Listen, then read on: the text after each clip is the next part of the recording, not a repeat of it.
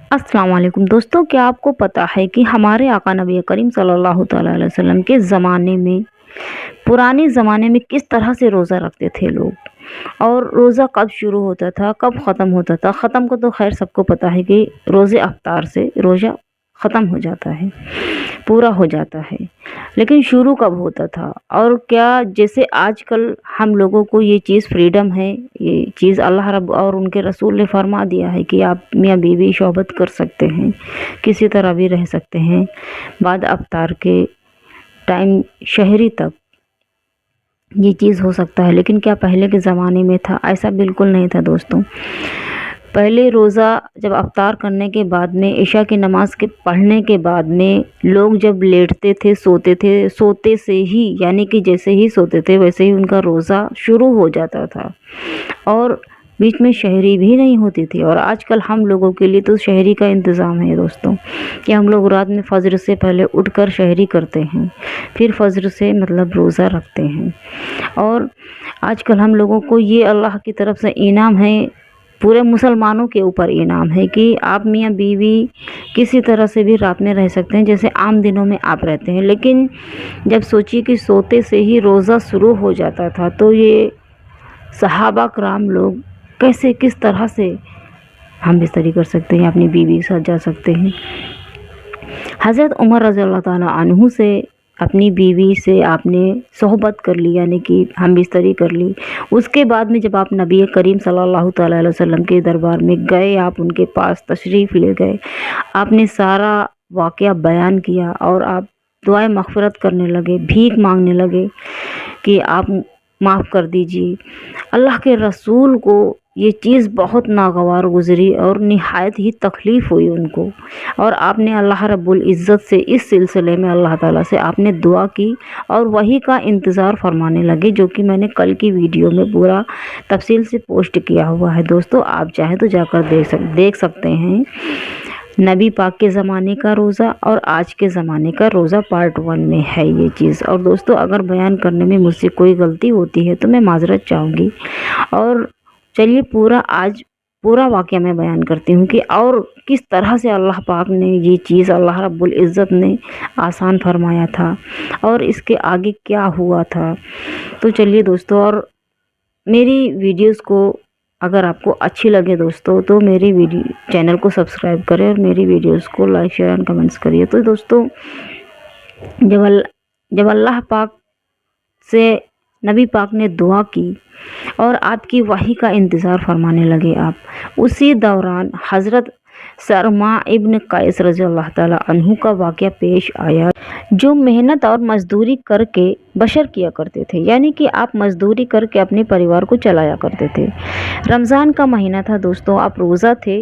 दिन भर आपने मज़दूरी, बाज़ार में खूब मेहनत किया, मज़दूरी की, फिर आप घर वापस आए और अपनी बीवी से कहा कि अफ्तार तैयार करने की ख्वाहिश आपने ज़ाहिर की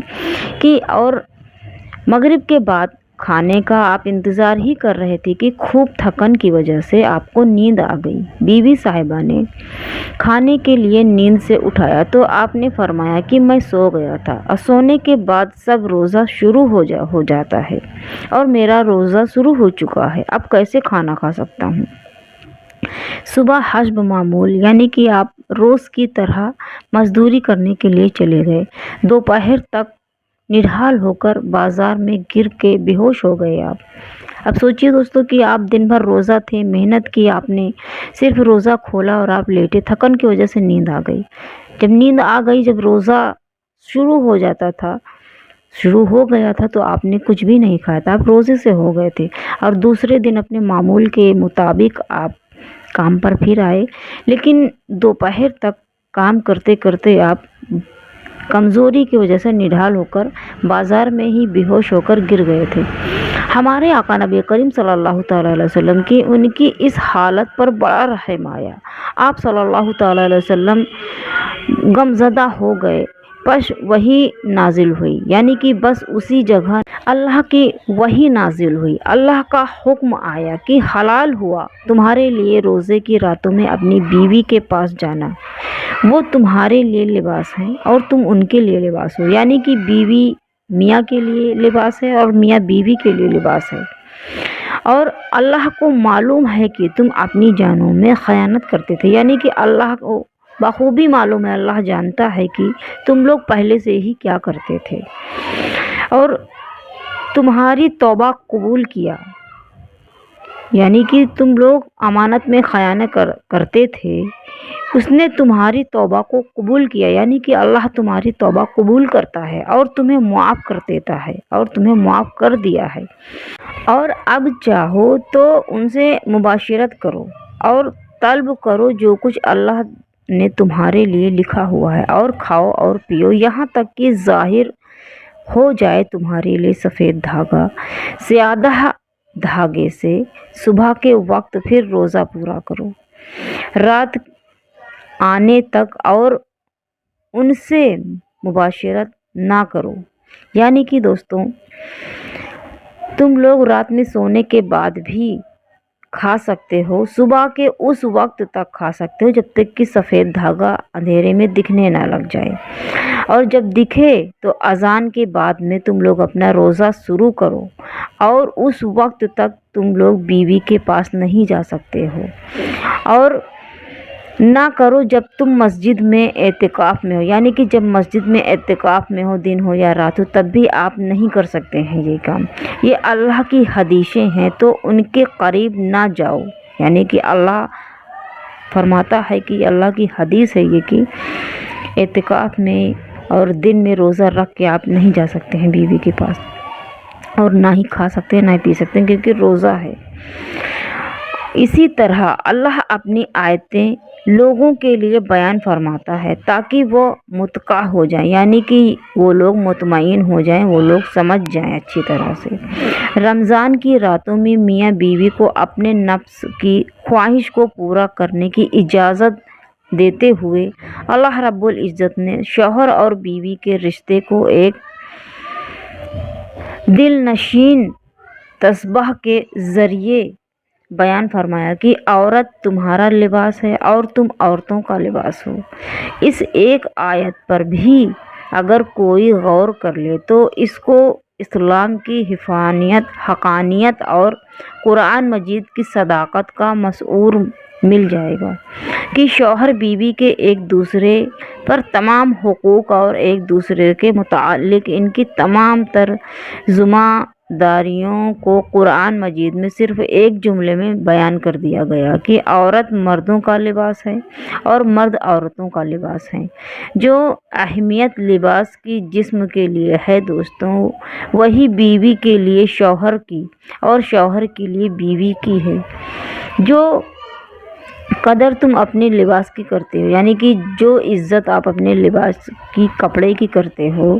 وہی اپنی عورت کے، یعنی کہ وہی عورت اپنے شوہر کی اور شوہر اپنی بیوی کی کرے۔ لباس جس کو گرمی و سردی کی تکلیف سے بچایا جاتا ہے، یہ دونوں بھی ایک دوسرے کو زندگی کی تکلیف سے بچانے کے ذریعے یعنی کہ ذمہ دار ہیں دوستوں۔ لباس جس کے عیوب کو چھپانا یعنی کہ عیبوں کو چھپاتا ہے، جسم کو ڈھکتا ہے، یہ دونوں بھی ایک دوسرے کے عیب کو چھپانے کے پابند ہیں۔ لباس جس پر حیا شرم کا پردہ ہے، یہ دونوں بھی ایک دوسرے کے لیے حیا و شرم کی بقا کا ذریعہ ہیں۔ لباس جس کو